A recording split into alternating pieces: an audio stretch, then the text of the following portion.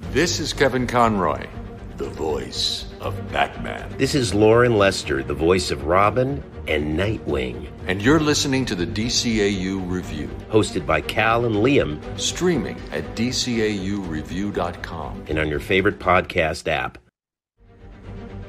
Welcome, everybody, to episode 359 of the DCAU Review. I am one of your hosts, Cal, with me, my good friend, good brother, Liam. Liam, after our trip last week around the multiverse, visiting the Teen Titans universe for a special Elseworlds 5th Saturday of the month, we are continuing here, back safe and sound at home in the DCAU proper once again, and we are returning to the series that sort of, or that, as we talked about last week, it's either the series that started it all or the sequel to the series that started it all, depending on your opinion. But we're back in Gotham City, those blood red skies of Gotham, as we continue with our second review thus far of the new Batman Adventures era of The Dark Knight. That's right. Or if you count Adventures of Batman and Robin as its own thing, it's the sequel to the sequel to the to the show that started it all. But yeah, it's the threequel. But yes, we are talking about the new Batman Adventures, and we are talking about the second episode of that series, that being Sins of the Father, the story of the new Robin's past and how he came to be, even though he has already appeared as Robin in the first episode, which we covered last December. That, of course, being Holiday Nights. Not quite sure why that happened that way, but here we are. I guess we wanted to have the holiday episode out first, and so now we flash back. I guess this episode technically counts as a flashback then, or at least everything up until the last scene would have to be a flashback, because we get introduced to a new Robin who is. We'll get into it. He's an amalgamation of a few different of a couple different characters, but the new Robin costume, lots of fun stuff to talk about across our four categories. And I will, of course, hit us with our IMDb synopsis. But first, Cal, I, of course, want to throw it over to you to tell the folks about buymeacoffee.com/DCAU review. That is right, Liam. This episode originally airing here in the States September the 20th, 1997. So quite a bit of time ago. But as you mentioned, we will get the official IMDb synopsis for this very episode in just a moment. But as you so graciously handed off to me, we'll talk first about buymeacoffee.com/DCAU review, the simplest and best way to support the podcast. If you are a regular listener of the podcast and you're looking for a way to support us, to go above and beyond just lending your listening ears on a weekly basis, we invite you to head over to buymeacoffee.com/DCAU review. You could become a one-time supporter of the podcast or a monthly supporter of the podcast. Pick your poison. However, well, I have to let you know that you do have multiple options if you choose to become a monthly supporter of the podcast. 3 different tier levels. All of them come with different perks. The top level, our Super Friend tier, comes with the most exclusive of perks, that being the opportunity to ask and have a question answered here on the pod regarding the episode that we are reviewing. We'll get our official question of the week here in just a little bit. But if you want to join our growing list of supporters of the podcast, we invite you to head over to buymeacoffee.com/DCAU review. Support the podcast today. Absolutely. So this is the synopsis for Sins of the Father, which is written by Rich Fogel, directed by Kurt Gaeta, with music by Shirley Walker and animation by Coco and Dong Yang. And that synopsis reads as such. A young street kid finds himself hunted by Two-Face, and the boy insists that he helps Batman stop the villain. Is that what happens?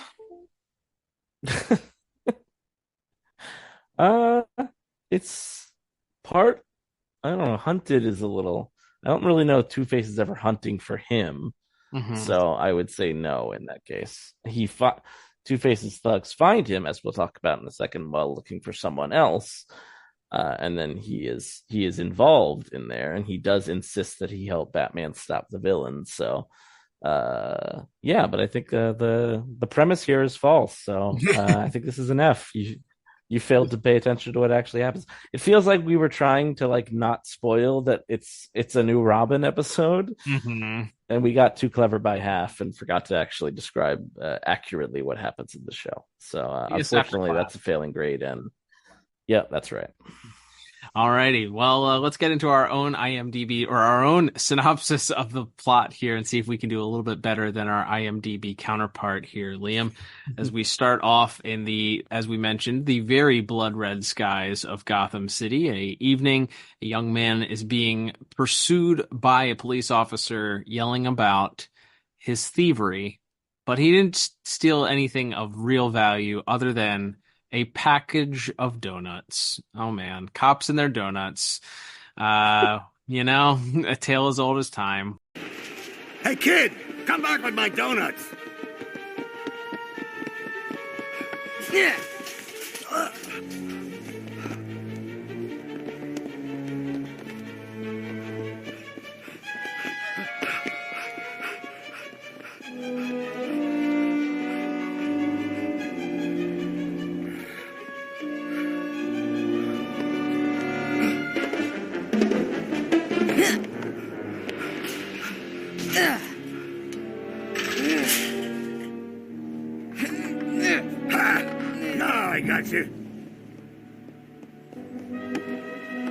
In your dreams.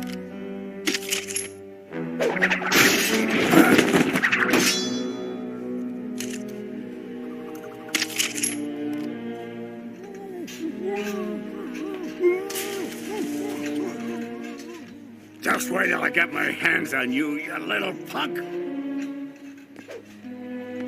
Gotta keep your energy up, Pops. And as this youngster attempts to get away, he produces, wouldn't you know it, a fancy batarang and uses it. Clearly, not the first time he's thrown in this batarang based on what we can see here. So the youngster gets away with the donuts and his spoils aplenty. But we then cut across town where we see a pair of goons belonging to our villain of our show, as we learned, but Manny and Mo. They are attempting to enter somebody's apartment. They mentioned that they are knocking there, demanding to see a man named Drake. Not that one. No, not that. a very different Drake. I think we wouldn't get the copyright strike, we would have just started playing Not Like Us right then, but we can't afford the copyright strike. That's right. Instead, enjoy this copyright-free music instead. Play in this place.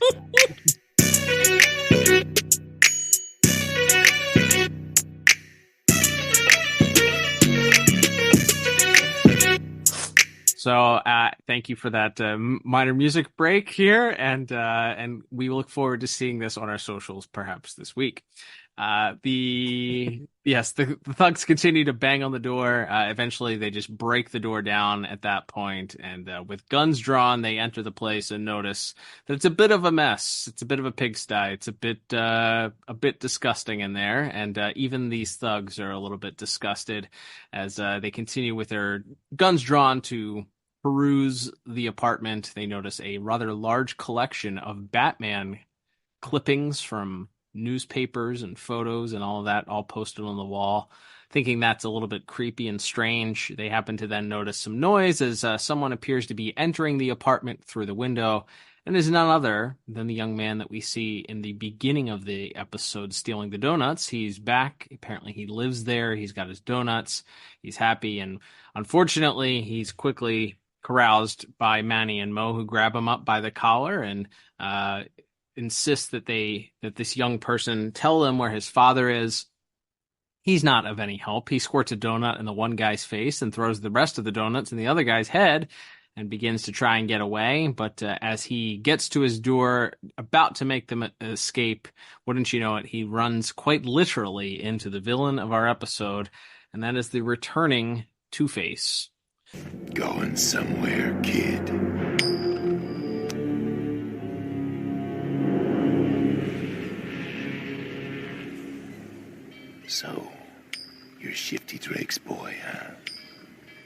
afraid of you. Then you're dumber than your old man. Now talk. Where is he? How about I go check his calendar? He stole something from me. Your charming good looks?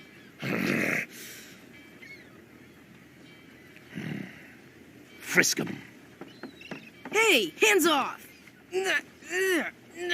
Look, Chief. Give me that!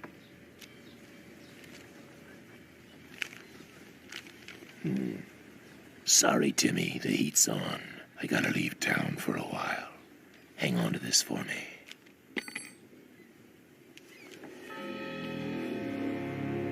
That scroungy little two-bit two-timer.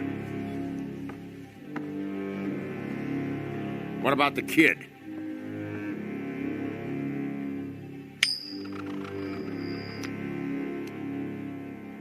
Kill him. No! We'll get to this. We can tell we're on a new network almost immediately when some of the verbiage being used and some of the things shown and implied in this episode. I think we'll talk about that more in a minute. But that the directness of that was almost jarring to me. Agreed. Yeah, you were expecting a rub him out or get rid of him or some of those things that clearly imply murder, but this just straight up says kill him. And thankfully it appears just before Tim is about to be thrown, wouldn't you know it, before they begin to pull out their guns and execute him, a batarang flies through the air and knocks the guns from the goon's hands. And wouldn't you know it, swinging in is the Batman. The Dark Knight arrives.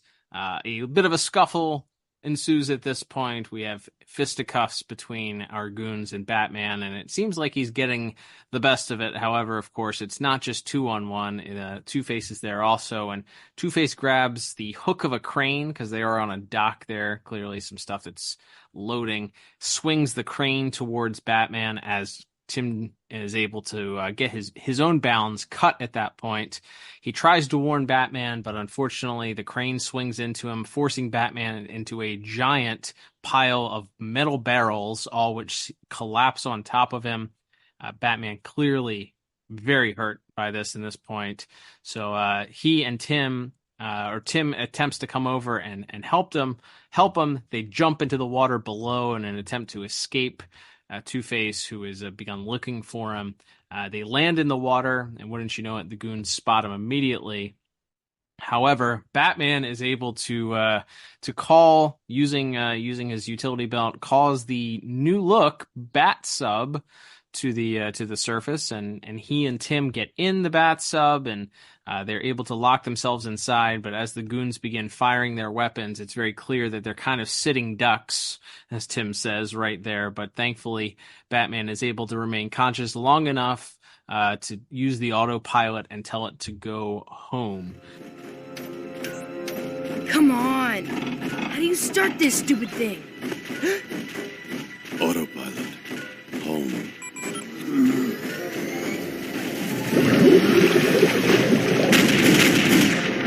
Hey, where'd he go? Whoa, cool! Uh-oh. Batman, we're gonna crash! Oh my god, oh my god, oh my god!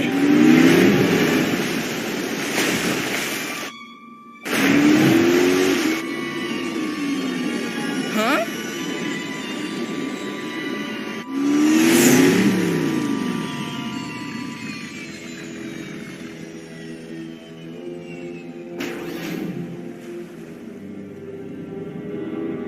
Oh dear. Opens his eyes to see that the boat has landed inside the Batcave, which he later talks about how he has dreamed of this place. Meeting them at the dock is Alfred, who is quite taken aback that not only Batman is in dire straits at this point, but apparently he's brought a new kid back to the cave, and it's Alfred's job to take care of him. That's right. Another orphan has arrived at Wayne Manor somehow. Somehow another orphan boy has returned. But yes, we see that Bruce is still very much out of it. And as Alfred is, as we see Tim sort of wowed by the Gabe, including what he refers to as the real Robin suit, even though it's not the Robin suit we would be familiar with. Maybe more on that later in visuals. But yes, as we see him sort of messing around with batarangs and bat bombs, and Alfred sort of chastising him a little bit. Finally, Batman regains consciousness, and as he and Alfred sort of debrief from what's been happening, they look back and Tim is gone. He's run upstairs. Probably should have locked the door behind you there, Alfred. But as it happens, Tim is walking around Wayne Manor now. We see him perusing some of the valuables, and we also see him then notice that there's a big big painting on the wall of Thomas and Martha Wayne, and then next to it on a shelf is a bunch of accolades and photos of Bruce's charity work. So he has, on his own here, discovered what no doubt many criminals in Gotham have spent countless nights trying to figure out, which is who's under that cape and cowl. It took Tim like 5 seconds. So he figures it out. And right as he makes that connection, we see him get accosted by a woman in shadow. And we realize that it's Batgirl. She's fully on the team now. Apparently, another big change. Bruce Wayne, huh? Sorry you saw that. Ah! Hey, come on, let go. I called Batgirl right after you arrived, sir. Though apparently not soon enough. He's been upstairs. So what? I know how to keep a secret. You can trust me. Honest.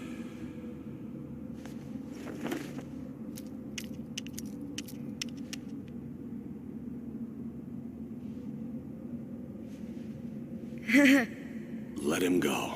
And before we continue, I just have to interject something here. Yeah. Back to Alfred not locking the door behind him as he came down to the key.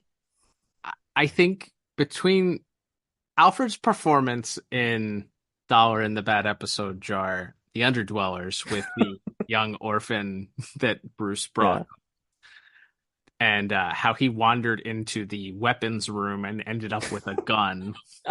And now his performance with young Timothy, who is also playing with bombs and batarangs and wanders off and just discovers Bruce as Batman. Does Alfred get an honorary nomination for worst dads of the DCAU at this point? Yeah, I think it's fair. I mean, the only kid he seemingly raised, from start to finish, ended up becoming a vengeful vigilante, which I don't know if you can say that's a good outcome for a parent anyway. So I mean, it's probably the best case scenario. I was going to say that's the best one. Bruce didn't die at some point, right? He didn't blow himself up or shoot anyone. So there is that at least. So yeah, that might be Alfred's best, closest thing to a success story Alfred has as a parent, unfortunately. But yes, as Batgirl enters the scene and grabs Tim and forces him back down into the Batcave, they have a discussion here as Tim is trying to sort of play innocent. We discovered that he had helped himself to some of those valuables that were on Bruce's desk, including his wallet, which I think is really funny. He didn't take the cash; he took the whole wallet. I like the idea. There's an alternate universe where if Tim just leaves after that, where he just is committing identity fraud as Bruce Wayne instead of becoming Robin, and I think that's a fun scenario to think about. But yes, as we continue here, they begin discussing things, and Tim discusses that there was this letter, or they look at the letter that Tim's father had left him, and they notice that there's an imprint for a key in the letter that, of course, Two-Face had grabbed back at the docks. And Batman has apparently an encyclopedic knowledge of key shapes and realizes that this must go to a locker at Gotham Airport. So off Batman and Batgirl go for our, I guess, network mandated action sequence in the middle of the episode, as we see Two-Face and his two goons unlock the aforementioned locker, and they find two chemicals, a red chemical and a blue chemical, and it's something we're not quite sure what's going on with the plan is yet, but we know it's bad news. thankfully, Batman and Batgirl arrive to first contend with the thugs. And as Batgirl takes care of the two thugs, Batman rushes off to try to stop Two-Face.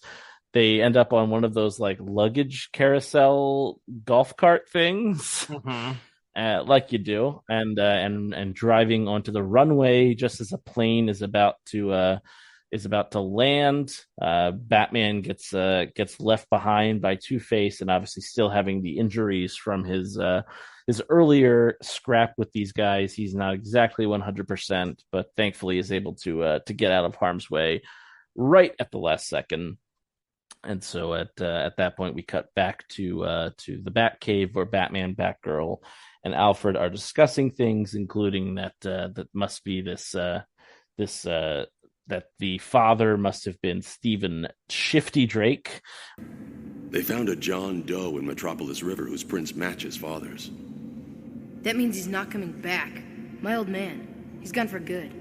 That's what a John Doe means, right? Well, we can't be absolutely... Yes. He was never gonna come back for me anyway. He was too scared. Of what? What did he take from Two-Face? Why did he hide it? Hey, if I knew, I'd tell you. Excuse me, sir, but there's something on television you might find enlightening.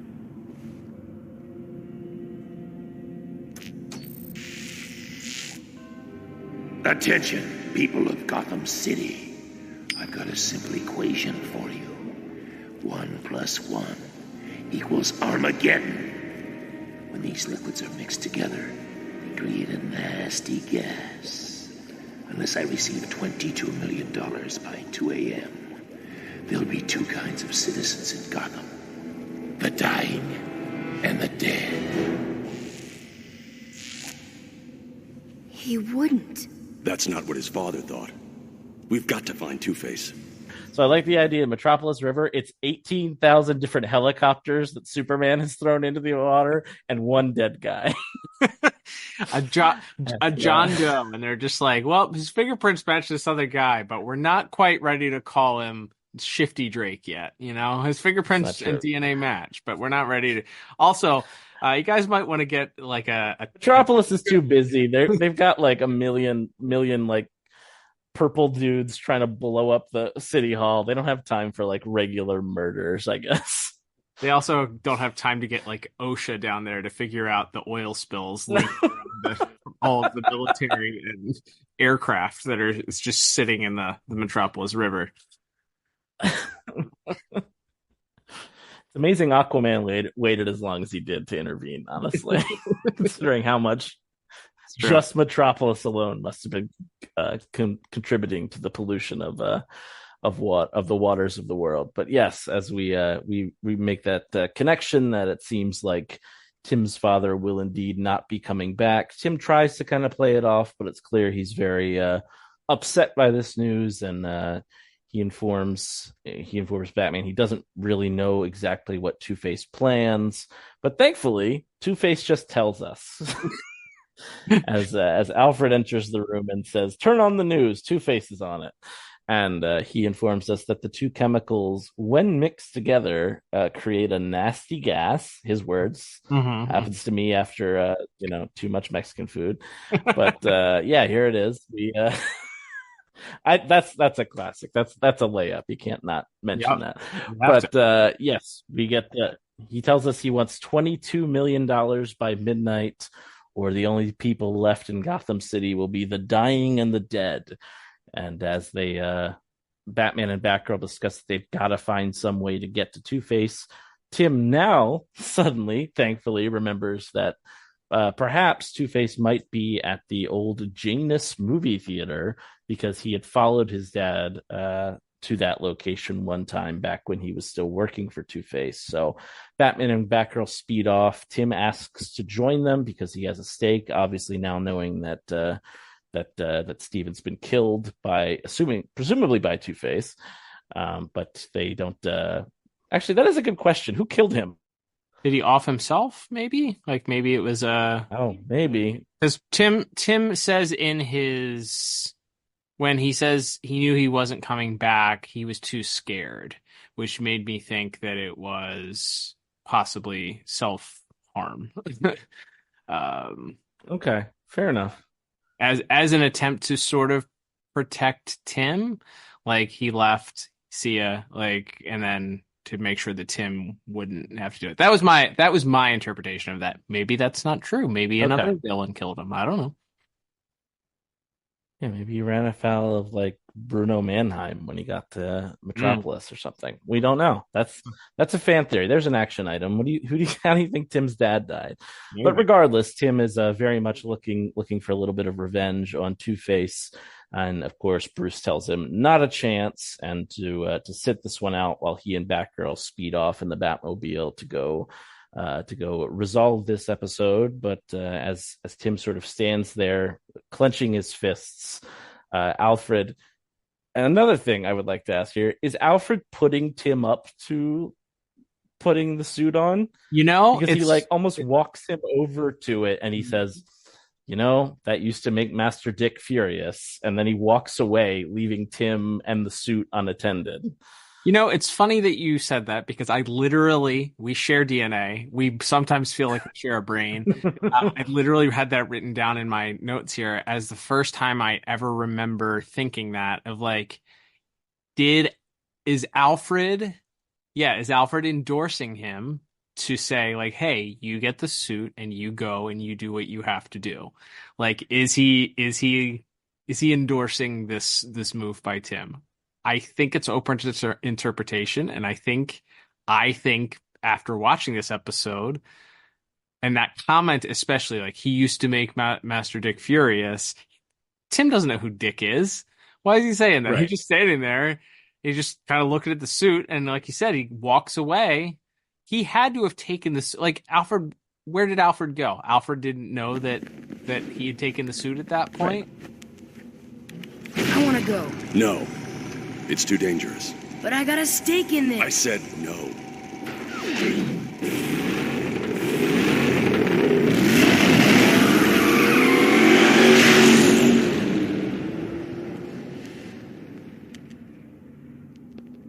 Don't take it personally, lad. He's never been one for debate.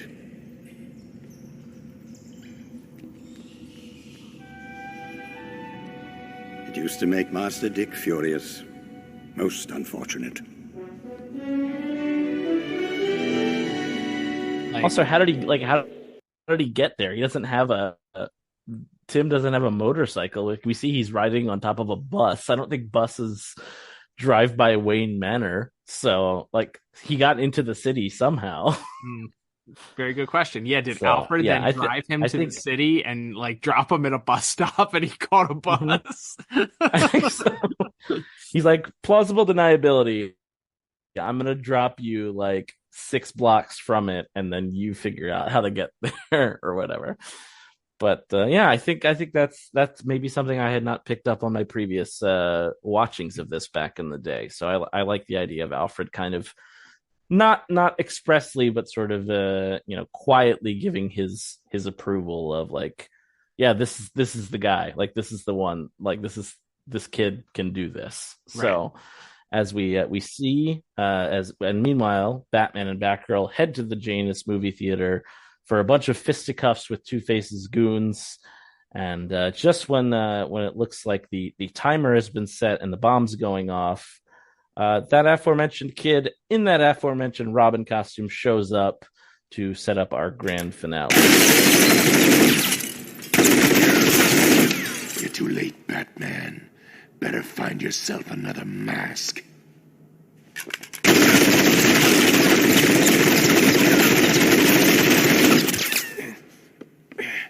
Oops.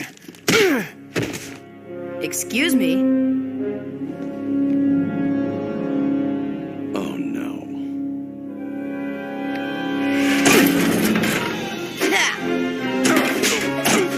It's your kind of show, puke face. A double feature.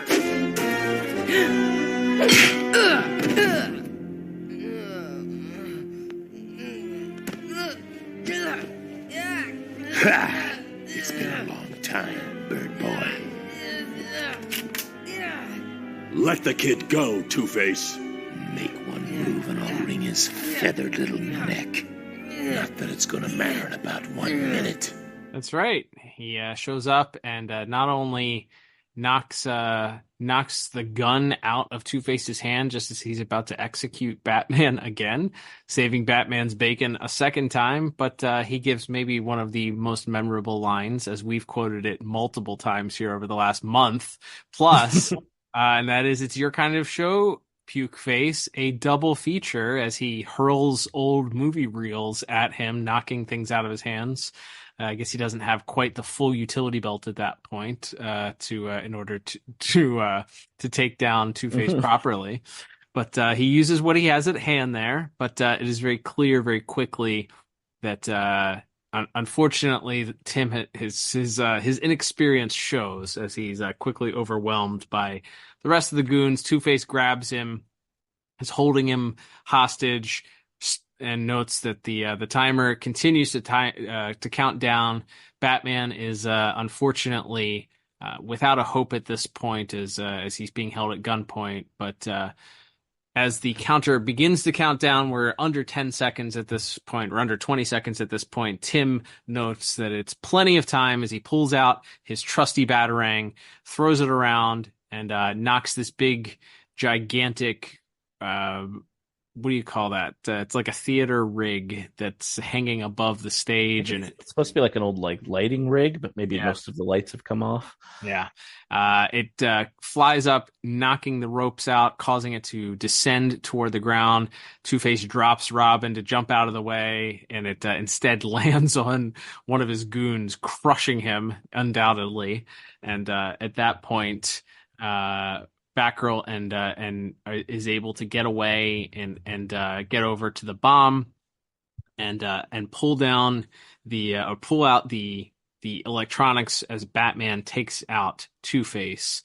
And then they celebrate together. Tim is very happy, excited, the fact that he was able to arrive, be a part of the team, and looking to Batman for approval. He is instead met with a scowl, a disapproving scowl at that, to which he sort of basically does the Rodney Dangerfield thing. He all but does that, except he doesn't grab his collar. He just kind of, ooh.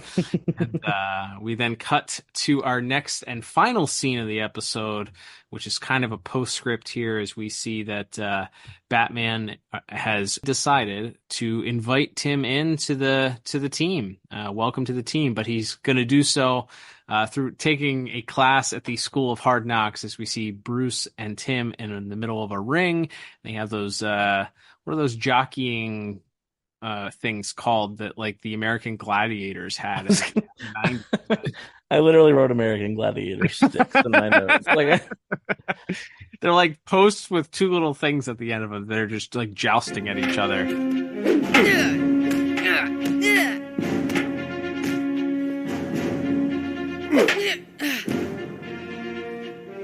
You work with me, Tim. You follow the rules. Rule number 1, you give me everything you've got. Rule number 2,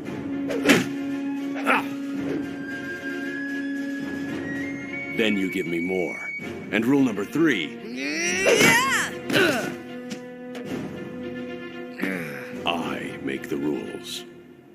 Tim is about to get up. We hear a voice come out of the shadows, warning Tim of that last move, saying that it's a killer.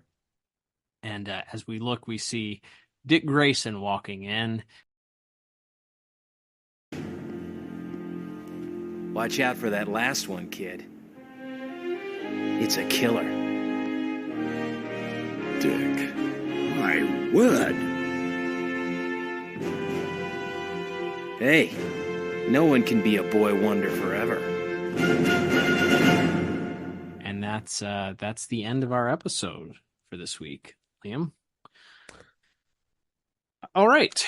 So as far as this episode goes, I actually kind of struggled for what I wanted to give the plot of this episode, because I feel like, when we get to these new Batman Adventure episodes, obviously they're the most recent of these shows, but they're ones that, because there's only 20 some episodes total, I feel like we saw them a lot. So I wasn't as, this wasn't as fresh or this was fresher to me than I guess a lot of the other episodes that we have covered in the past. Granted, I still hadn't seen this one in quite some time. However, I think that as far as introducing this character of Tim, it is weird that they debuted him before him actually getting his backstory and an explanation of why he's Robin, what happened to Dick, et cetera, et cetera.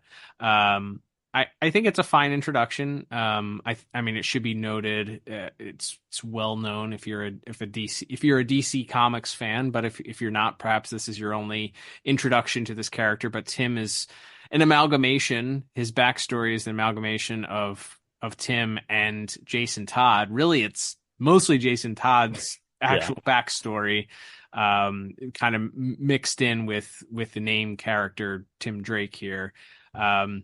But I think it's okay. I think it's a little bit paint by numbers as far as like the action is concerned, but I think the heart of the story here of you're introducing this character, you have to kind of flesh out his backstory and see that he's kind of like this kid in an underprivileged area with a dad who's not really a good influence, and he still looks up to his dad. His dad leaves him, abandons him at this point, whether it's for the best or not, and then he gets involved in this whole thing with Batman, and he saves Batman's life and ultimately accidentally finds out who Batman is. So at that point, without a father, without a parent around, Batman decides to take him under the wing, and heck, he doesn't have an active Robin at this point, so why not? Let's make him Robin, and and I think that the things that confuse me, and we kind of alluded it to when we watched Second Chance, which was the last Two-Face episode, is that it's weird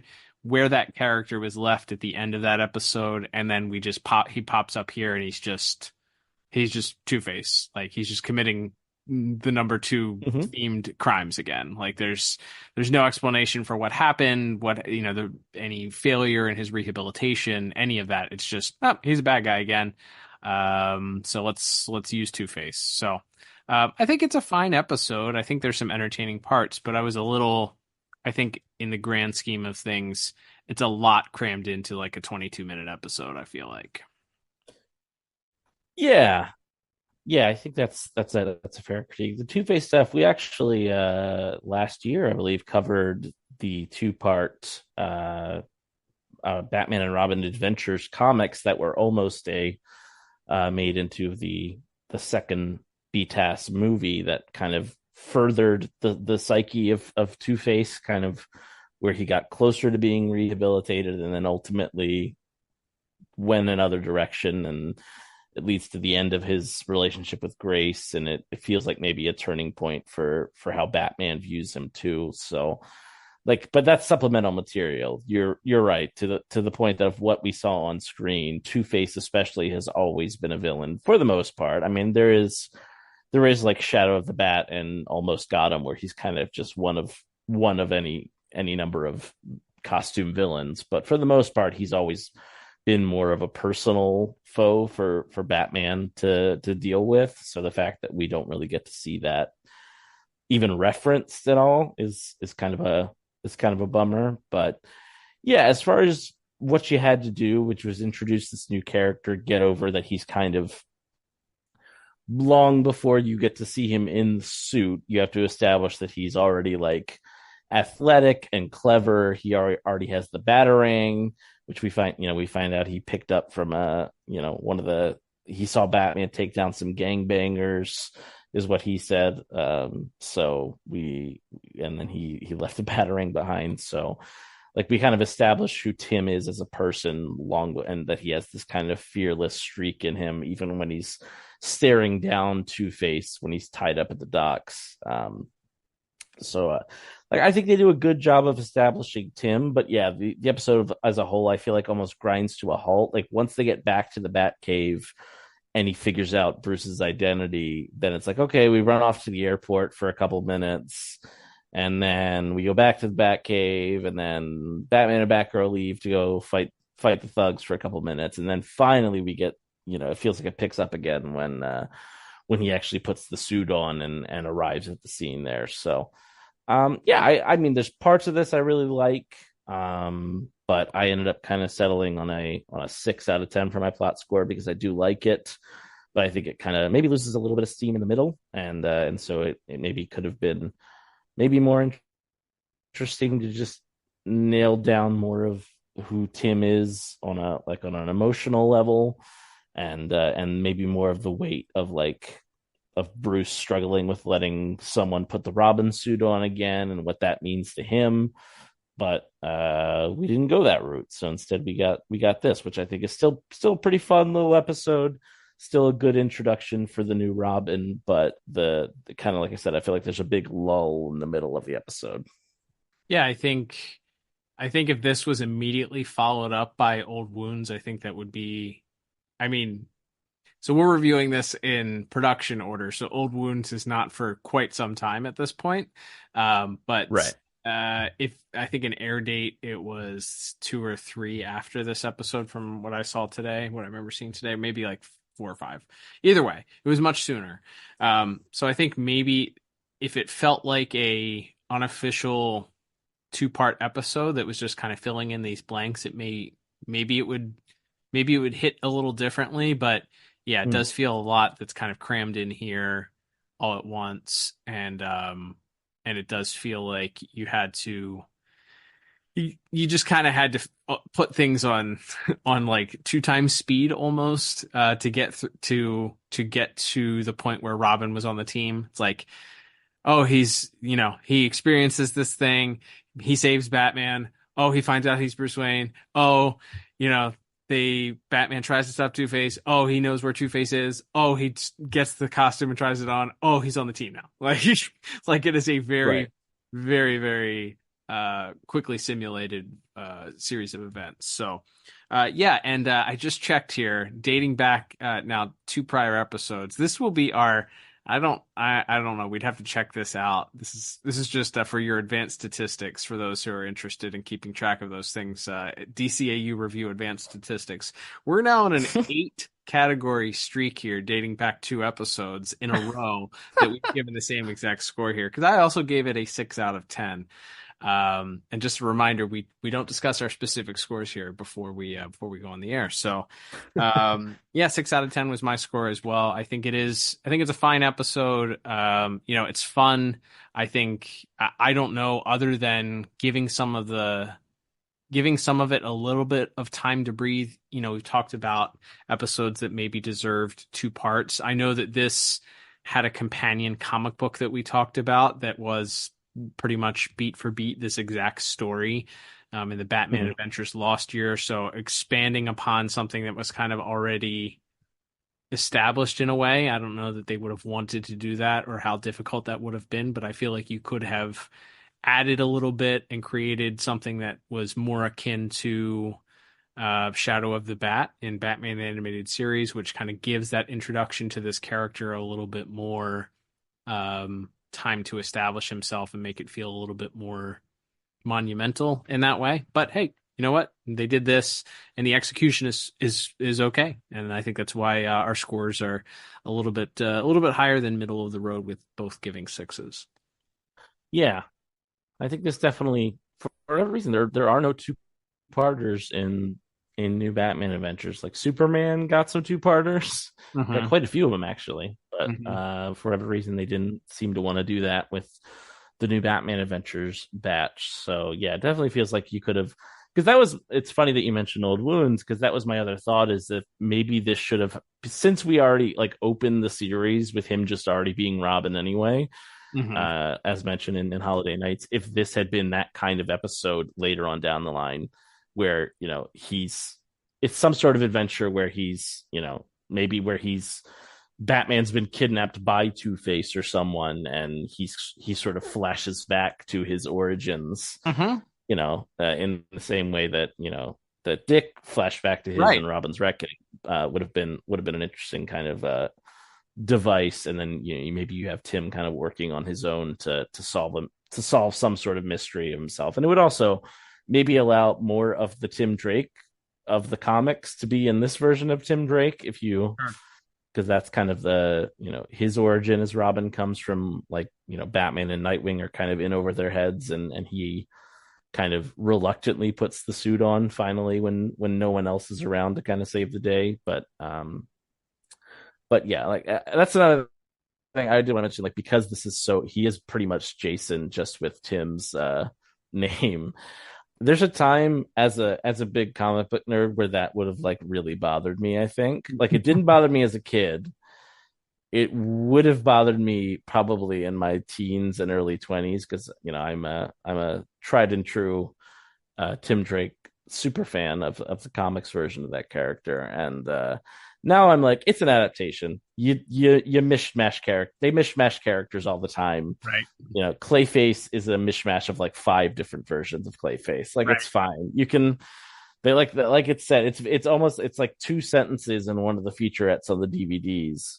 That I think you can find on YouTube where Bruce Timm and Paul Dini are just like, well, Tim Drake was the current Robin. We didn't want to use the Jason Todd name because that might lead to an expectation that he was going to die on the show, which we couldn't do. And also we like Jason's origin story better. So it's like, yeah, it was that simple. Like they would do this sort of thing all the time. So it's like now it no longer bothers me because, again, it's an adaptation. It doesn't need to be a one-to-one recreation of what's come before. So DC High Volume Batman. The Dark Knight's definitive DC Comics stories. Adapted directly for audio for the very first time. Fear. I have to make them afraid. He's got a motorcycle. Get after him or I'll have you shot. What do you mean blow up the building? From this moment on, none of you are safe.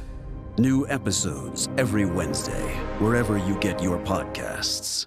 All right, Liam, let's move on to our next category of the day, which is going to be animation and visuals. And as you said at the top, Coco Dong Yang responsible for our animation this week, and director of the episode, Kurt Gaeta.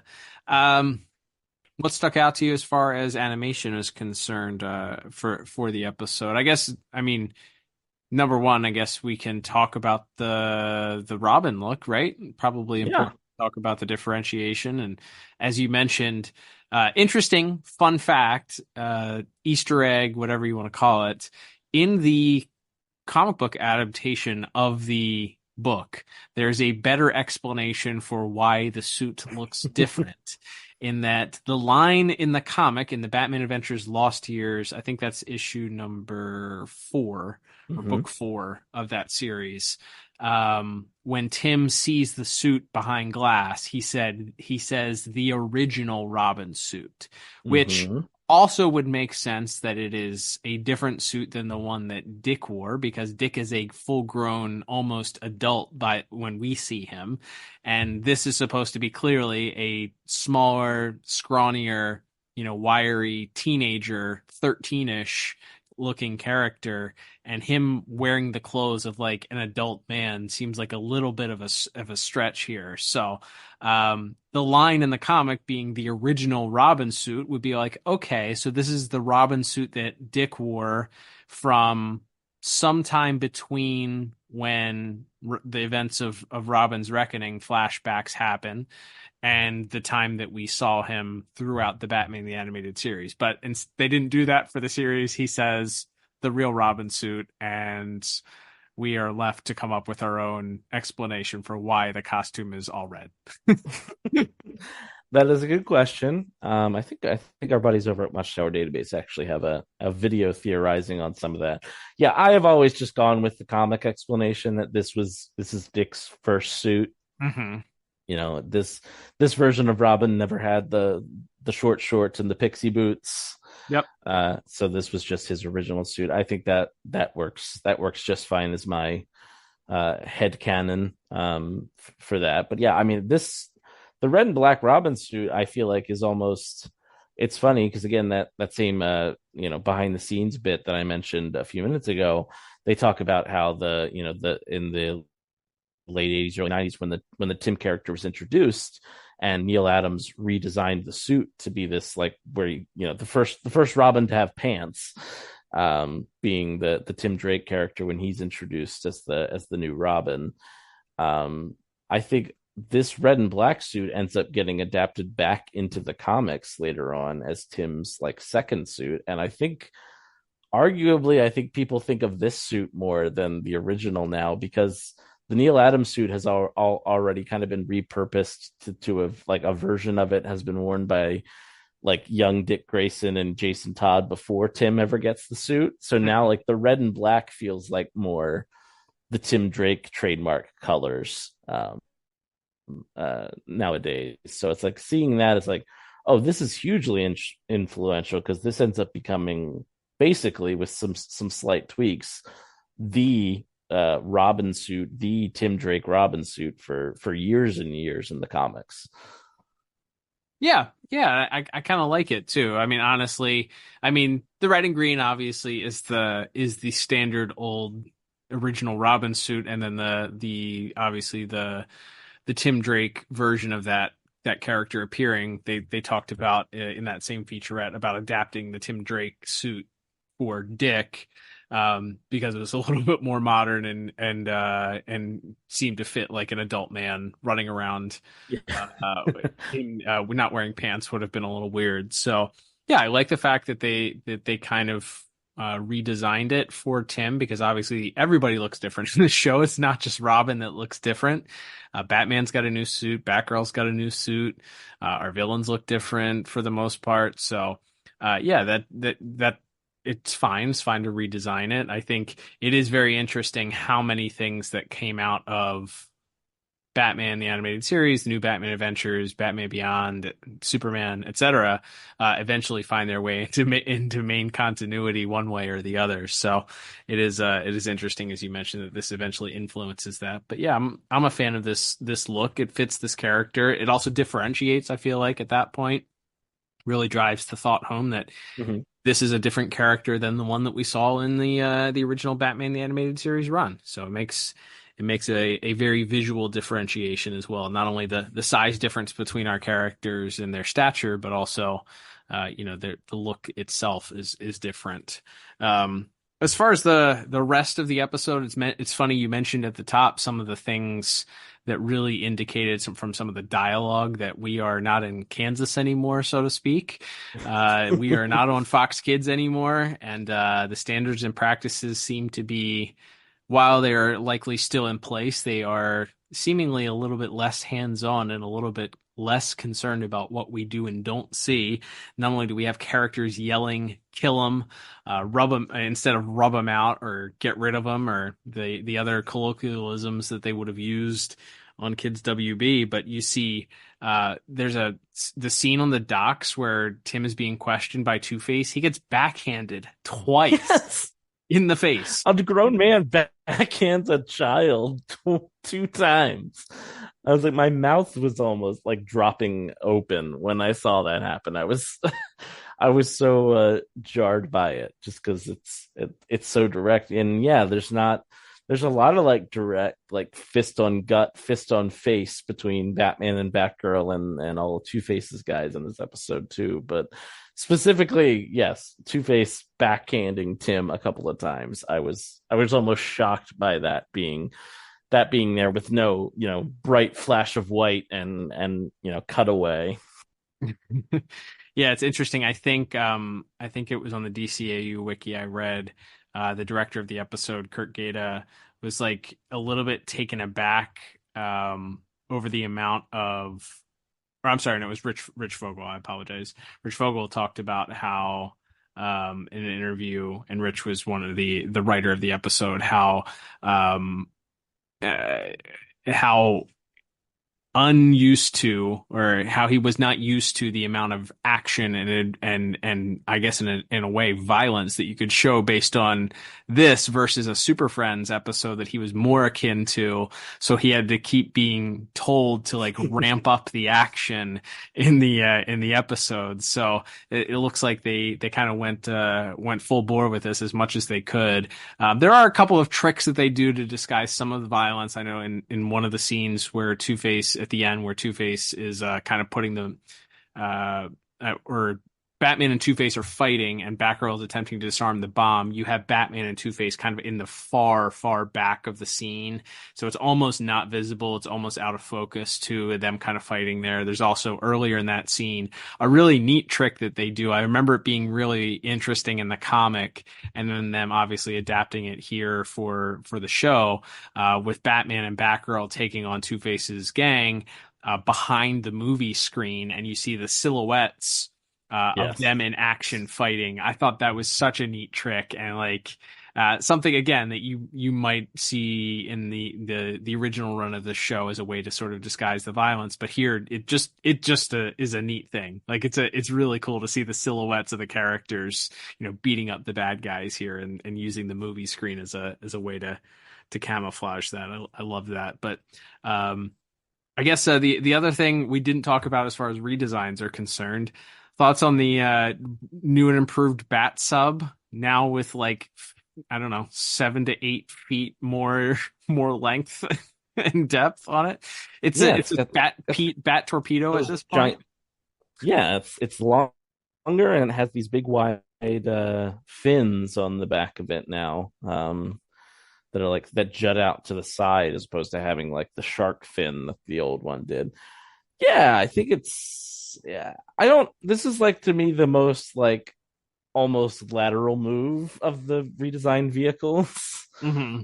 Where I'm like, I don't remember ever like loving the torpedo bat boat from the original series, but this one is just like, it's a little bit longer and it has slightly different fins, and that kind of feels like the extent of it. Like as far as the uniqueness. I guess I like the BTAS one better just because it's like it has more going on. Like it has like the highlight colors and the blue and like there's like silver in it as well. So I think it's more interesting to look at. But yeah, I don't mind this one so much. Yeah, it's fine. It's okay. I mean, I feel like they did the same thing with the Bat plane also, or the Bat wing, where you just make the front of it very exaggerated, and it's like, I don't know, it looks like somebody took it and just stretched it out from the tail. It's fine. It's okay. As far as the rest of the episode, I do like you mentioned the scene with Two-Face on the luggage cart or whatever it is, driving the luggage cart around. I love that scene for whatever reason. Two-Face is driving it. It actually reminds me of one of the, like, do you remember the promotional shots from the original Batman the Animated Series? There's like a promotional artwork of Batman on the top roof of a car and Two-Face is like driving the car and kind of looking out through the front window. It reminds me of that, but obviously it's a little bit more goofy setting, this being him driving the luggage, the airline luggage cart around.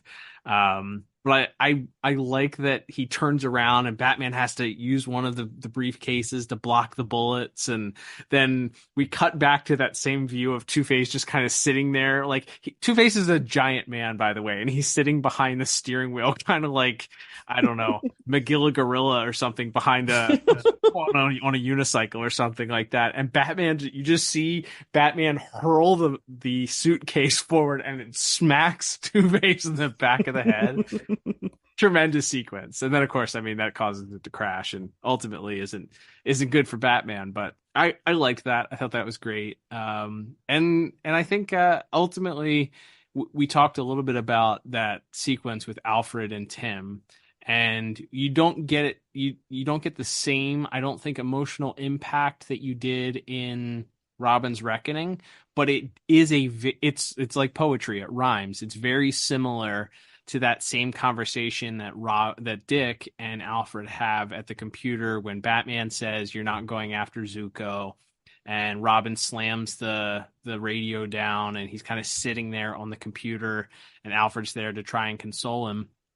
In this same way, Tim is frustrated that he's not allowed to go help bring Two-Face to justice. He pounds his hand on the back computer, and then who's there to console him and encourage him is Alfred. So it does sort of mirror that just at least a tad. So I like that visual kind of lines up in a way that I don't remember it, from past watches kind of lining up. It is a little bit like poetry. It rhymes. Yeah, absolutely. I think that sort of pan up to the suit, and then the kind of the cut back is Tim's eyes kind of get a little wider as he kind of makes the connection of what Alfred is perhaps suggesting. I think that's great. And then yeah, I think it's funny because it's almost kind of off camera, like the reveal of Dick Grayson to this series. Mm-hmm. I think is interesting, the way that, like, just the way everyone looks. Like, Bruce does not look happy to see him. Right. Barbara's smiling, and Alfred's looks more shocked than anything. Like, he was like, "Oh, I might never have seen this guy again." Like, so I like that reveal. And they don't. I think in the comic version of that scene, he actually suits up as Nightwing, like, right then. So we don't get that until a few episodes from now. But yeah, this is that's a fun way to go out there with just kind of the quiet return of from a visual standpoint and a story standpoint of Dick Grayson there. But yeah, overall, I think a lot of the designs are fun. It's also interesting because we know some of the notes for the new Batman adventures is we were not really big on the colors were a little bit more flat. There's it's less highlight colors, it's less detailing in that way. So I thought it was notable that a lot of that last sequence, Batgirl does have kind of the highlighting on her suit because she's sort of staring at the computer monitor and it's shining back on her. And I was like, oh, her suit's blue. That's interesting. I don't think I realized that. But because it usually just looks black and yellow with like the blue cape. But when she's sort of staring at the screen trying to disarm the bomb at the end, she's all like sort of highlighted in a unique way, which is like, oh, that's kind of unique for this show because they kind of went out of their way to not do a lot of the highlighting colors, and it's except for when they needed to, like if Batman's standing against a black background or something like that. So or if the cape's like flying up behind his head, so you can still make out where the ears are. But yeah, overall, I think a pretty good episode. The only other thing I had, like, as far as a negative would be, depending on the outfit he is in, the size of Tim, I feel like, changes dramatically, specifically his head size. When he's in the pajamas at the end, his head is the size of a basketball. Like, he is enormously top heavy in that scene when he's in his pajamas. Like, he looks pretty normal in the opening scenes, and he looks pretty normal at the when he's in the Robin suit. But for whatever reason, so like I feel like we're still calibrating what's considered on and off model for the new Batman Adventures look. Sure. Because we've only done a couple episodes so far, but I was like, oh, that's a little inconsistent. Like, sometimes he looks like a really little kid, and sometimes he looks like he's like, which I think he's supposed to be, is like 13 or 14. So yeah, it's like depending on the particular scene, there's I feel like there's some scaling issues. And there's also one weird shot where I think Batman's looking at Two-Face, where it's like a straight front shot of Batman and his chin is drawn in a very strange way as well. That always sticks out to me. It's just like an odd design look, but I think again it was just trying to like either make it look a little bit more three-dimensional, so they were trying to show like how square his jaw is from the front, but it made him look more like the Tick than Batman. But these are minor gripes. Overall, I think it's fun. I wish there was a bit more to write home about, but I also like how every time Tim throws the Batarang, we kind of follow the Batarang around the room for whatever it's doing. I think that's kind of a fun, especially at the end when he knocks down the lighting rig. So I ended up selling on a pretty strong 7 out of 10 for my visual score. Well, the streak ends at 8. I went just a point lower. I went with 6 out of 10. I think, I think there's some interesting stuff. I do think there are a couple of mistakes. There's a scene where I think it's in the final scene, Batman is doing battle with Two-Face. They cut, and Two-Face goes from wearing one white shoe and one black shoe to 2 black shoes. It's very quick, but I was like, I was actually shocked that this was not listed in the DCAU wiki. Get on that, DCAU wiki contributors. It's in the theater fighting scene at the end. But and then I think there's some inconsistency in just the general way that Tim looks, as you mentioned, from scene to scene. Very strange. But otherwise, yeah, I think it's fine. I think Robin's entrance at the end is really fun, as we mentioned, him hurling the movie reels, the old film reels at Two-Face as a way to break up the fight. There is kind of fun. And then, as you mentioned, when he throws the Batarang, not only the first time in the Bat Cave and cuts off the I think those are stalactites, off of the top of the cave, and then again, you see that the Batarang followed when he throws it in that final scene. Both very cool action sequences, but probably could have used a little more to bring up our scores there. But still not bad. That's right. Well, one last note, which I again am shocked to see DC Wiki didn't note, because they love noting little banal things like this.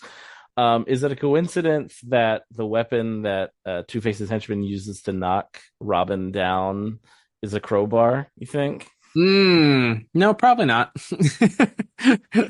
I don't think our directors and writers of the episode would have done that on accident. It's probably a fun little cutesy little wink and nod. Yeah. And that's also what I thought. That thug, I remember as a kid always thinking looked a lot like Tim's dad. Because he kind of has spiky hair and the same eyes. And so I remember being very confused throughout the episode as a kid, because I thought that was Tim's dad, and I was confused why they kept talking about how he's dead and like, where is he? Because I was like, he's there. He's one of Two-Face's guys. So that's a fun note from how child Liam viewed these shows. Very funny. All right, Liam, let's move on to our next category of the day, which is going to be our music category, once again done by the late, great Shirley Walker for this week. And some really interesting musical notes here. I think I was a bit surprised, going into the new Batman Adventures. Sometimes I feel like those episodes just they don't have as much of a musical identity, I feel like, as some of the Batman the Animated Series episodes do. Call it maybe it's bias, maybe it's just that because the episodes aren't as memorable, I don't know, from that run. Maybe because we don't have a title card that allows us to hear whatever the music's theme is to introduce the episode. I don't know.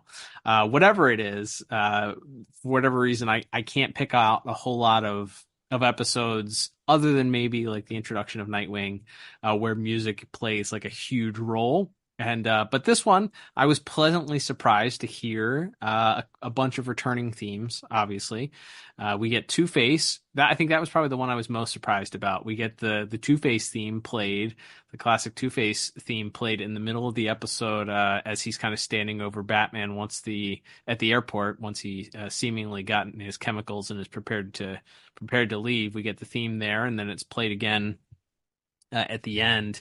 Right when he's about to kill. I think it's right when he's about to kill Batman. I don't remember, but it's played again at the end as well. Once he's got the chemicals lined up and ready to combine. So Two-Face theme is great, but he's not the only person with themes. Our three of our heroes also get their own individual themes for the episode, a couple that we've heard before, and one, of course, a brand new piece. That's right. So we do upon his first appearance, when Tim is about to be offed by Two-Face and his thugs, we do, of course, hear the returning Shirley Walker Batman theme as he arrives on the scene. And we hear it a couple more times throughout the episode. I think at the end, once the bomb's been disarmed and everything, or Batgirl's about to disarm the bomb, and when Batman and Two-Face are kind of having their final fisticuffs of the moment, that comes back there. We also get the Batgirl theme, though, as we were talking about it. This isn't like the main Shadow of the Batgirl theme, like the theme that plays throughout the title cards of those two episodes, and that feels like plays a whole bunch throughout her first big action sequence in that episode, which I always remember as the Batgirl theme. But this is music that I think was elsewhere, also from that episode, but they use music from later on in that episode. But that is clearly the Batgirl theme used here. It's used a couple of times when she appears at the airport, and then again towards the end when she's dealing with some of the thugs. and then we get like a Robin theme, which is funny because I don't remember Dick Grayson's Robin really having like his own theme. Like there's music again in like Robin's Reckoning that is very memorable, but it wasn't really used as a like repeated refrain the way a lot of these character themes are. So it's fun to have like a Robin theme on display as well, as a point of difference for this new series.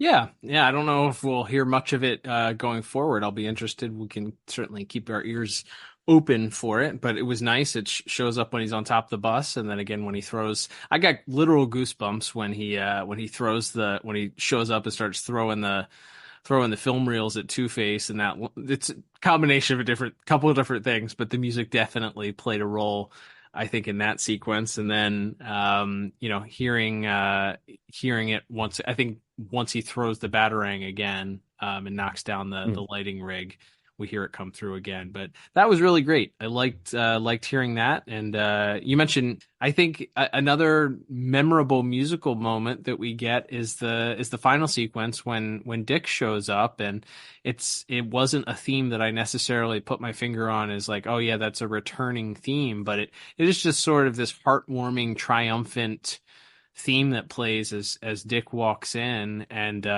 walks out of the shadows, and you hear that familiar Lauren Lester voice, speaking from the character. It was really cool. And it gives that little heartwarming ending there, even though we're not quite sure, at least at this point in the series, what happened between Dick and Bruce, and why Bruce is shocked to see him, why Alfred's even more shocked to see him, and what exactly he's doing back at Wayne Manor at this point. So yeah, I'd say music this week was really great. I think even in the sequences that called for just some general fighting music, or there's a lot of emphasis, as you mentioned before we went on the air, of like the big stand up percussion timpani drum. Like it just creates this it just feels like a big fight battle scene or something like that. You get this real thump of the big stand up drum, and of course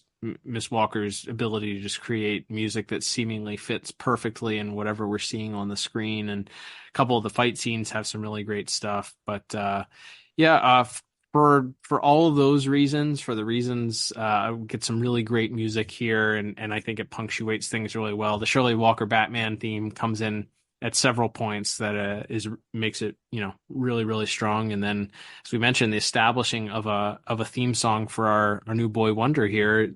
I felt like I had no choice but to give music a perfect 10 out of 10. Nice. Yeah, I was just a point lower at a 9 out of 10. And I feel like it's almost not fair that my brain works this way. But what we know, we're a couple episodes away from the debut of the Nightwing theme, which is to me one of the great pieces of music that Shirley Walker ever composed. I wanted to hear that theme when Dick walks in the room, which is fine because that's Nightwing's music, and he's not Nightwing yet. So that's my brain is telling me that that's fine, but my heart is telling me I wanted that Nightwing theme when he showed up at the end. So that's I'm being somewhat facetious there, but yeah, no, I think it's pretty fun. A lot, like you said, a lot of the character themes, and then that percussion is like, I feel like a real hallmark of this era of Shirley Walker and our dynamic music partners and everyone else who worked on the music for this show. So great outing from our music department this week. Yeah, agreed. Strong scores from both of us. All right, Liam, let's wrap things up here with our final category of the week, which is going to be our voice actors and actresses. We have not a huge cast here, but boy, a lot of heavy hitters here on the cast as we'll go through here and talk about this week's voice cast, shall we?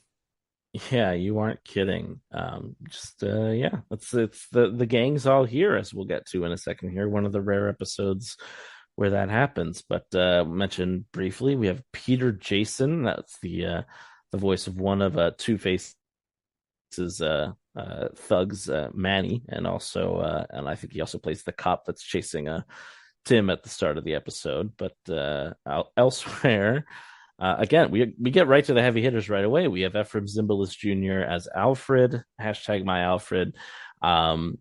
Man, like we've already touched on that scene, so we don't have to dolly on it too long. But yeah, that moment, I think, where he's like, there's a little bit of comedy and him being sort of exasperated by him, and then he goes like, "Oh, the boy's here too," and then he turns around and he's gone. He's like, "Well, he was." I think that's funny. But then, yeah, that moment, and as we often talk about how our different categories work in concert with each other.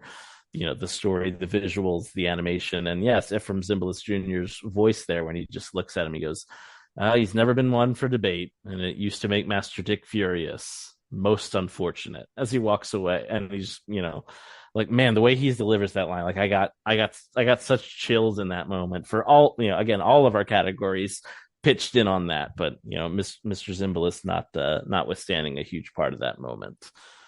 Yeah, absolutely. He's also, I think he's also the voice of the cop who loses his donuts at the beginning of the episode too. So they credit one of the thug voices, Peter Jason, for that, but it sounds like Ephraim Zimbalist Jr. I'm not gonna lie. Yeah, that could be wrong. We'll have to listen to it and reassess. But nonetheless, yes, back to Mr. Zimbalist Jr. His despite us joking about him being on the Mount Rushmore, his parental guidance certainly shines through here in his ability to be a paternal figure and offering advice to Tim and all of that. It's warm. It's also, of course, broken up with a little bit of comedy you get with him telling Master Tim, "Please don't play with the explosives," which is great. And he gets a couple of those exclamations of "my word" and "my goodness" and all of that when he sees Tim, and then when he sees Dick at the end. So yeah, that's good stuff from Mr. Zimbalist. Absolutely, and we'll talk about our first, since he's the only one who doesn't suit up. We'll talk about him first. Lauren Lester briefly returns. He's both the voice of Mo, one of Two-Face's thugs, and also, of course, he comes back to play Dick Grayson. And we talk about iconic lines that one of our Robins delivered. We'll talk about that in a moment. Hey, no one can be a boy wonder forever is like, I'll remember that when I'm 95. I may not remember a lot, but I'll remember Lauren Lester saying, "Hey, no one can be a boy wonder forever." I'd like to think like that's so iconic. I mean, he says like 4 words or like 4 things in the 4 sentences in the whole episode, and it's like, man, what a home run. Like, just first pitch swing and he knocked it out. I mean, he says it in our intro. We had him say it when we asked him to record our intro. No one could be a boy wonder forever. It's that important of a line. Yeah, very memorable, very I dare say iconic in the DCAU here, and something that is at least important, extremely important and memorable to the two of us. I dare say probably for the rest of those that are big fans as well. But yeah, a very, very memorable moment. I remember us watching that episode on the Kids WB when he walks in and seeing that in like a grainy television, trying to watch that over the air television, and seeing Dick walk in, hearing his voice, and being, "Oh, that is Dick. That is okay. All right, yeah, it's Dick. What is he doing here? What? Why does he have a mullet? Like, what's going on here?" So, I do remember hearing that, and that will be in my brain for forever. So not a ton, obviously, for him to do, but pinch hit grand slam, I dare say, if we're using a sports metaphor. Absolutely. And then we have, as our head villain of the piece, we do have Richard Mull. As mentioned, because from here on out, Two-Face is just a villain. I feel like he's got less to do. He's a little bit less fun when, because he's less interesting now. But that's not the fault of Mr. Mull, who I think we just talked about in that Zeta episode a couple weeks ago. I mean, he's very menacing.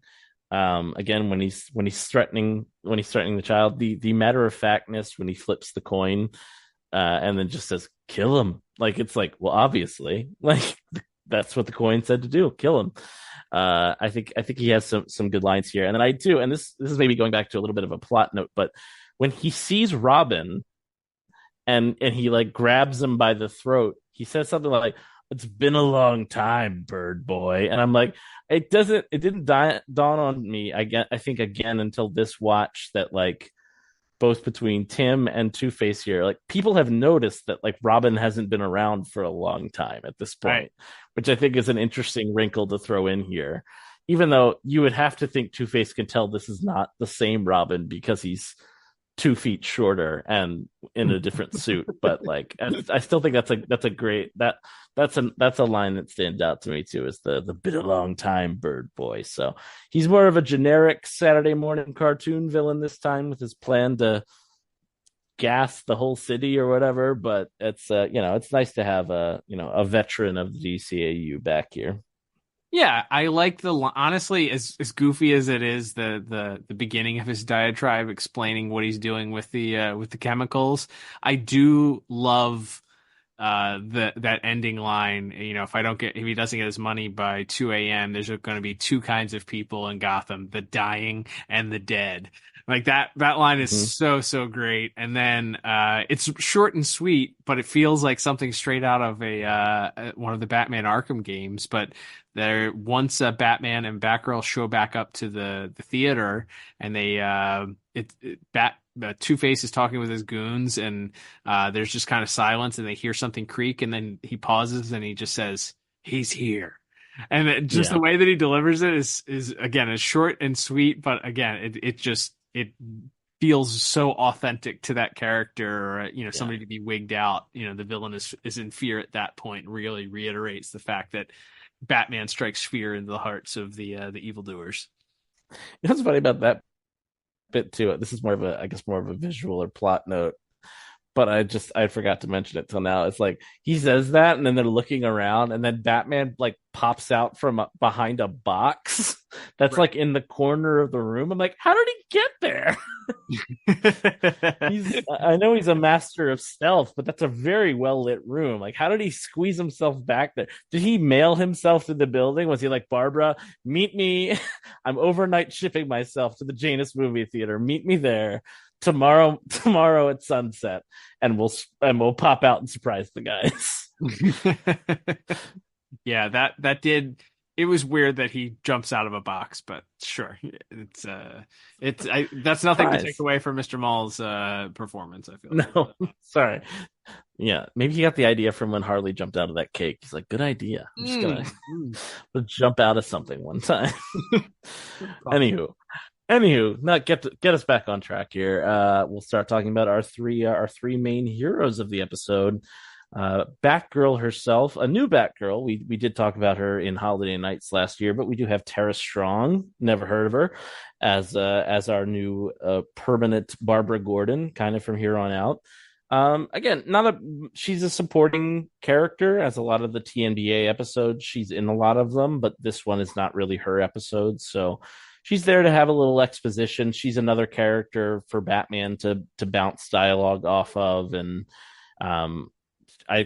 she doesn't get a lot to do here, but she's around, and she does have a moment that if I haven't already clipped for my DCAU meme reaction collection, her bit where she pulls the plug on the bomb with like a second left and just goes, "Can we go home now?" I'm like, that's a good one. I should remember that, save that for later for internet meme reaction purposes. Yeah, it's a good line. I like the little bit of, I don't know if flirty is the right word. People might be crumpling their papers at this point. But when Batman says, are you looking for sympathy, as they're kind of dissecting Tim's backstory, and she goes, "From you, heaven forbid."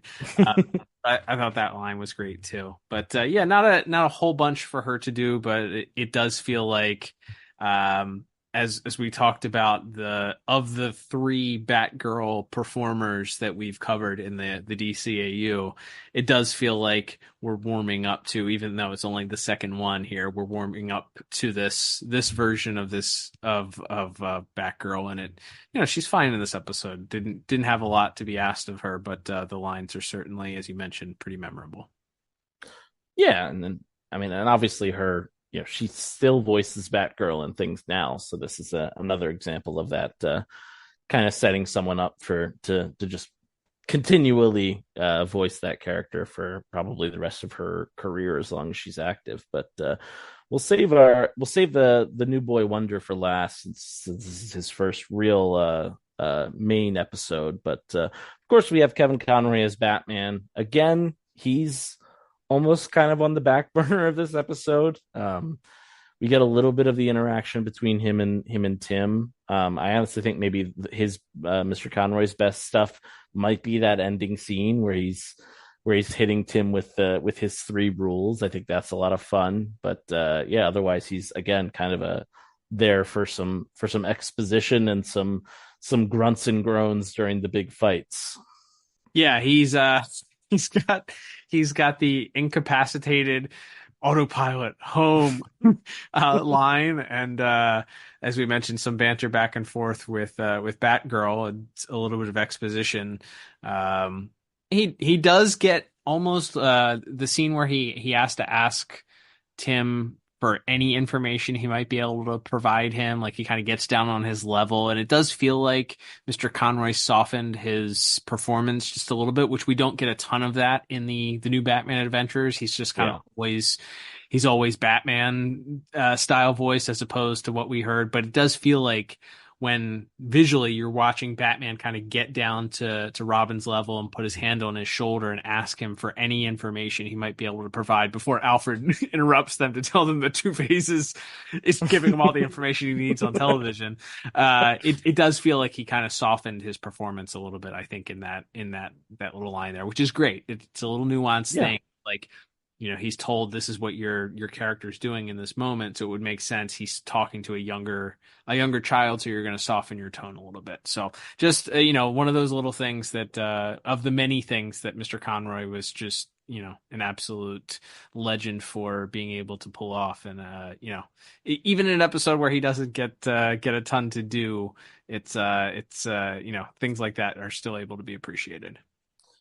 Absolutely. And then, as mentioned, our new Robin, Matthew Valencia playing that role. So this is his first full appearance, as mentioned. And for, again, what we talked about, like this idea of this kid he's been living on the streets, basically fending for himself for who knows how long at the start of the episode. He has a chip on his shoulder. He's like, He's got an edge to him. He's also kind of, it feels like, at least that first sequence with when he's accosted by the two thugs. It's like he's also kind of like Macaulay Culkin from Home Alone, as far as like he's very he's a smart. He's like very he's ingenious. He has a lot of ingenuity, I think is the word I was trying to find. Mm-hmm. But and so he's kind of smug, and he's kind of a little bit arrogant and cocky, which I think is good for a kid who's gonna decide to go put on a Robin suit. Like that, he has to have like a certain amount of confidence, earned or not, when we first meet him. So I like that for this version. It's kind of a streetwise smart mouth kid. And then, but I think you also get to see in those moments in the cave, especially when he kind of is putting 2 and 2 together, that his father's not coming back, where you do see that it is to an extent like the case with a lot of 13, 14-year-olds, having been one ourselves at one point in our lives, where like you spend a lot of time talking a certain way and acting a certain way, and there's like, but you're still a kid. And I feel like in those moments where he said like, yeah, I knew he was never coming back, like he was too scared, like you feel that vulnerability of the fact that he's still a child at heart. Like that kind of comes through in those moments. Yeah, it's I remember when we watched this originally, it was a little bit jarring, obviously, after hearing Lauren Lester give a performance as memorable as his was as Robin for as long as we saw those episodes. But I think as long as we've now been fans of the DCAU and certainly doing this podcast. And although this is only our second technical episode that we're reviewing here of the new Robin era, it already kind of fits like a glove. And I think you're spot on in that in the casting of this, of this Robin, they picked somebody that was able to kind of communicate that youthful nature that they're going for, the younger version of this Robin character. It's not he's not college aged.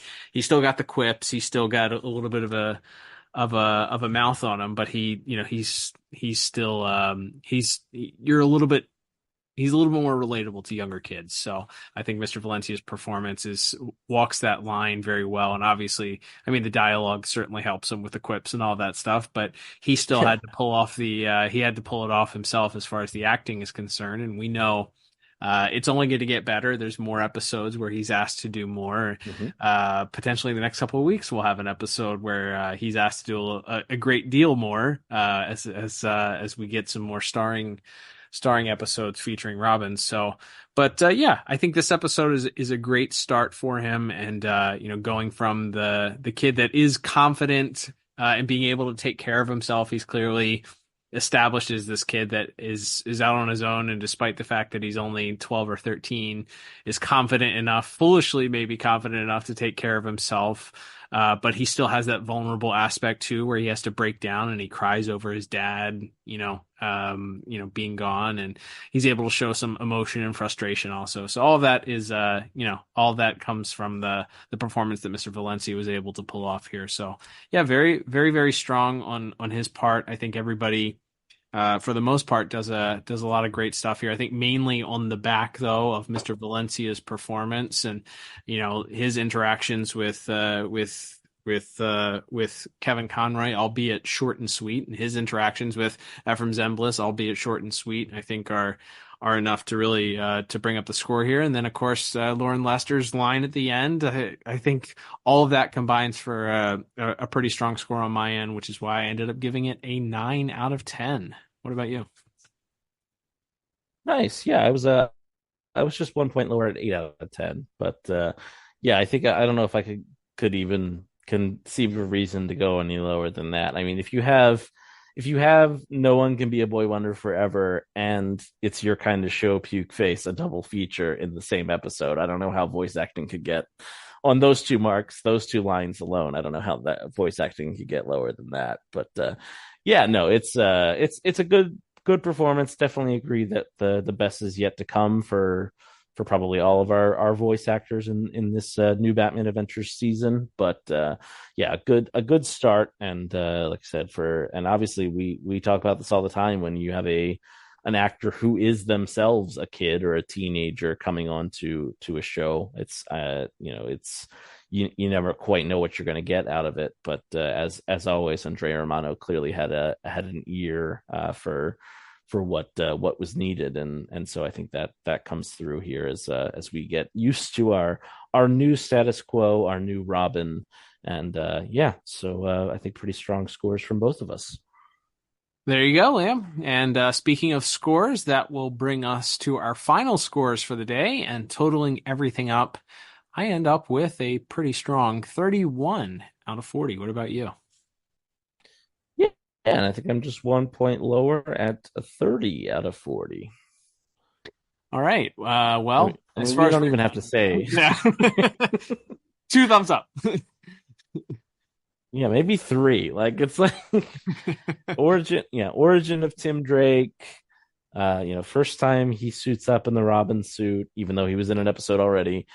Obviously, this character carries on to be not only important to the rest of this series, but also to Batman Beyond and many other things. So this is obvious. This is an obvious a must watch, important to the DCAU as a whole, and very important to the show as well. So there you go. All right, Liam. Well, that will begin to wrap us up for today. Thank you, everybody, for tuning in. As always, we love your thoughts on this episode as well. You can let your voice be heard in a number of different ways. If you're listening to us on Spotify, you can participate in our poll of the week, which can be found in our show notes. While you're there, if you're listening on Spotify, leave us a 5-star review. That helps us out a lot. If you are listening on Apple Podcasts or another podcast platform that allows you to leave a review, please, we ask for 5 stars. And if we're doing something that isn't going to get us 5 stars, let us know. And you can do that by tweeting at us at DCAU Review or sliding into those DMs on Instagram at DCAU Review.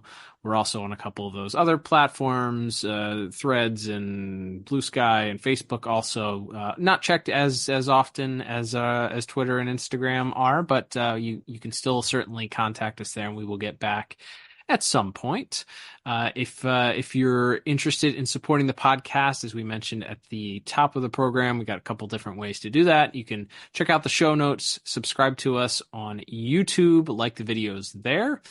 You can check out our shop, buy yourself a piece of merchandise to support the podcast, or you can head over to buymeacoffee.com/DCAU Review, which, as we mentioned at the top, is the easiest and best way to support us. If you would become a one-time supporter or monthly supporter of the podcast, it helps us out a lot, and we greatly appreciate it. We appreciate our monthly and one-time supporters. Speaking of monthly supporters, Liam, as far as our Super Friend tier supporters go, we do have the privilege of asking a question on the podcast, or the perk of asking a question on the podcast and getting your answer heard right here from us. And we do have a question this week from Zach. Zach asks, my question for Sins of the Father is, do you think Batman was worried at all at any time about Tim Drake learning his identity? I know he was injured, but at no point does he ever react to Tim's being there or trying to steal from him. Good question, Zach. Yeah, it is a bit quizzical, Liam, that he doesn't have. Batman is not one to show a lot of emotion. But the fact that his secret has been spoiled at this point, and the kid that has spoiled his secret is also stealing from him, and despite his claims that he's trustworthy, is immediately shaken down and revealed to have stolen, as you mentioned, his wallet and watch and whatever else was in that bowl that he stopped. So Batman's pretty emotionalist. Did you ever get a whiff that he may be a little bit unnerved that Tim knew his identity, and was he worried at any point? Yeah, it almost feels like that whatever happens there happens off screen or something. Like, but not really, because we have the Batgirl grabs them, and then we cut back to the cave, and Alfred's like, I called Batgirl as soon as you arrived, because you were hurt or whatever. But yeah, we don't really see him. I don't know. I guess you could say he's so single-minded on stopping Two-Face right now that he's just putting it on the back burner. But yeah, it feels like that must have been a conversation that we don't see off screen somewhere. I think there's a little bit extra in the comic of them coming back to the cave after they stop Two-Face in the Lost Years comic, but it doesn't really directly address him knowing that he's Bruce Wayne or him trying to steal from him. So yeah, I think that's and we'll kind of see as we go here. I know that's kind of an often pointed out complaint of this new Batman Adventure season, is that Batman's kind of sanded down to his raw edges, so to speak, and doesn't have as much personality perhaps as he did in the original BTOS run. So yeah, he's just so deadpan about it that he doesn't even like react at all, really. Yeah, it is a bit good question from Zach. I'm not sure. I guess we'll have to just assume that there was a conversation off screen about it. Yeah, my other thought was, did he kind of already know who? I mean, Batman. If Batman can recognize the shape of a key and know that it belongs to a key that's from an airport, does he know the criminal underbelly of Gotham well enough to know that Tim? I know we see him later on doing the research to find the information out about Tim Drake's dad, but maybe he already had an inkling that he knew who Tim Drake's dad was. and was already aware that Tim Drake's dad was deceased. Like maybe that was something that was already on his radar, and he kind of had this in mind anyway. That was like, all right, he brings him back to the cave in a moment of desperation, essentially, as he's trying to get them to escape. But he could have just autopiloted to the middle of the harbor. He autopiloted home for whatever reason, and decides at that point, when you bring somebody into the Batcave, I feel like that's part of the risk at that point, is that you're kind of on board. So maybe the theory, a fun fan theory would be that he was kind of already aware of what had happened to Tim's dad because he's got his finger on the pulse of the underworld, and it's only confirmed once he does the research on the computer. I don't know. But it is kind of weird that he has no emotional reaction. And then all of a sudden, this kid just lives with him now. So agreed, Zach. That is it's a very, very odd choice, but one that you just kind of have to make up, I guess, in your own head. So your own fan theory. So thanks for that question, Zach. Be sure to get us your own fan theories, as we mentioned, by sliding into our DMs or tweeting at us at DCAU Review. We'd love to hear your thoughts on why Batman is kind of emotionless when this happens. Liam, we will continue next week as we come to the end of this week's episode with another review from the new Batman Adventures. And while we talk about returning Rogues Gallery villains, we've got another one returning next week in a very memorable episode for a number of reasons. But looking forward to covering that one next week. That's right, Cal. And, we just almost wrapped up the original BTOS reviews last year talking about his second appearance. And now already here comes his we talked about his second and third appearances, if you count Sub-Zero. And now here's number 4. Unlucky number 4, as Mr. Freeze is back this week. But wait, his wife is cured. What does he have to be mad about? Well, we'll find out next week. That's right. Another linchpin episode, because this obviously sets up further appearances of Mr. Freeze in this series and others. So we will see exactly what he's up to on next week's episode. But until then, I'm Cal. And I'm Liam. And we will talk to you on the next episode of the DCAU Review. Goodbye.